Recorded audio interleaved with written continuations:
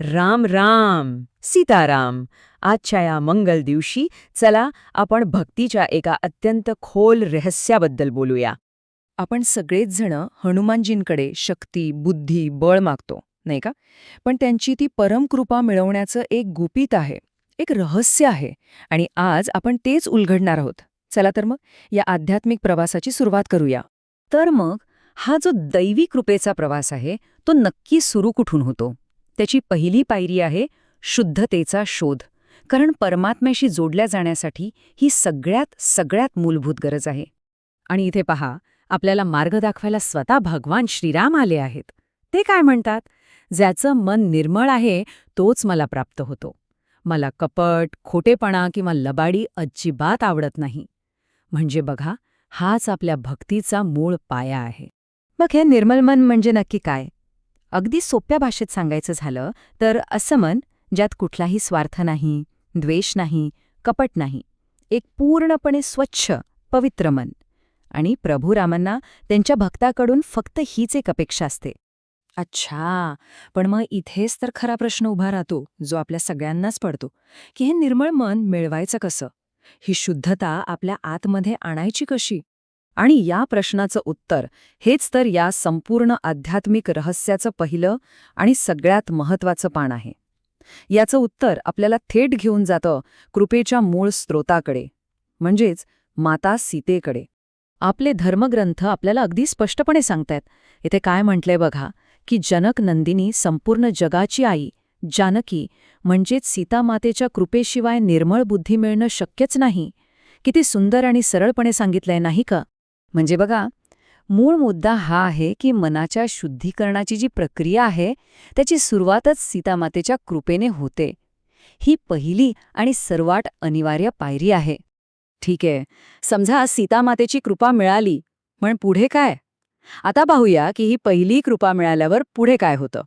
कारण ही एक दैवी साखळी आहे जी आपल्याला अंतिम सत्यापर्यंत म्हणजेच प्रभू रामांपर्यंत घेऊन जाते. हा क्रम बघा, किती स्पष्ट आहे. सगळ्यात आधी सीतामातेची कृपा, त्यामुळे मन निर्मळ होतं. एकदा मन निर्मळ झालं की त्यावर प्रभू रामाची कृपा होते, आणि त्यानंतरच खऱ्या अर्थाने भक्ती आणि ज्ञानाचा आपल्या हृदयात उदय होतो. थोडक्यात सांगायचं झालं तर सीता आणि राम यांची जी एकत्रित कृपा आहे ना, तीच ती गुरुकिल्ली आहे जी भक्तीचे आणि ज्ञानाचे सगळे दरवाजे आपल्यासाठी उघडते. हाच तो खरा टर्निंग पॉइंट आहे. आणि जेव्हा जेव्हा ही एकत्रित कृपा आपल्याला प्राप्त होते तेव्हा काय घडतं माहितीये? तेव्हा त्या कृपेचं जे अंतिम फळ आहे ते प्रकट होतं. आणि ते फळ म्हणजे हनुमानाची शक्ती. आता येतोय या संपूर्ण चर्चेचा सगळ्यात मोठा आणि महत्त्वाचा भाग. जेव्हा सीताराम आपल्यावर प्रसन्न होतात तेव्हाच वैराग्याच्या रूपात हनुमानजींची शक्ती आपल्या जीवनात प्रकट होते. त्यांचं सामर्थ्य आपल्या आतून जागृत होतं. आणि एक गोष्ट लक्षात घ्या, हनुमानजी कधीही एकटे येत नाहीत, त्यांच्यासोबत संपूर्ण राम दरबारच येतो. हनुमानाचं सामर्थ्य, लक्ष्मणाचा विवेक, भरताचं प्रेम, हे सगळे दैवी गुण आपल्यामध्ये आपोआप यायला लागतात. आणि याचाच अर्थ काय? की हनुमानजी तिथेच वास करतात, तिथेच आढळतात जिथे सीताराम यांचं प्रेमपूर्वक नामस्मरण केलं जातं. हनुमान जयंतीच्या दिवशी हाच तर आपल्यासाठी सर्वात मोठा संदेश आहे. चला तर मग आता हे जे काही आपण समजून घेतलं, या आध्यात्मिक ज्ञानाला एका सोप्या कृतीमध्ये आणूया. आपल्या रोजच्या भक्तिमार्गाला एक नवी आणि योग्य दिशा देऊया. आज आपण सगळे मिळून एक छोटासा पण खूप शक्तिशाली संकल्प करूया. आपल्या प्रार्थनेमध्ये एक लहानसा बदल करूया, जो या दैवी सत्यावर आधारलेला असेल. प्रार्थनेचा पहिला भाग आपण आधी सीतामातेला प्रार्थना करायची. हे सीतामाते, कृपा करून माझं मन निर्मळ कर. हीच ती पहिली पायरी. आणि एकदा मन शुद्धीच्या मार्गावर लागलं की मग आपण रामाला म्हणू शकतो, हे राम, आता कृपया मला तुझी खरी निस्वार्थ भक्ती दे. कारण शुद्ध मनावरच भक्तीचा अंकुर फुटतो. आणि प्रार्थनेचा अंतिम भाग, जेव्हा सीतारामाची कृपा एकत्र झाली तेव्हा आपण हनुमानजींना प्रार्थना करायची.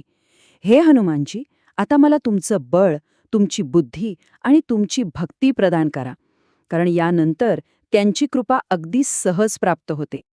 आणि जाता जाता फक्त एक विचार, जर शक्ती मिळवण्याची किल्ली भक्ती असेल आणि भक्ती मिळवण्याची किल्ली मनाची शुद्धता असेल तर आपल्या साधनेचं पहिलं लक्ष, आपलं पहिलं फोकस कुठे असायला हवं यावर नक्कीच विचार करा.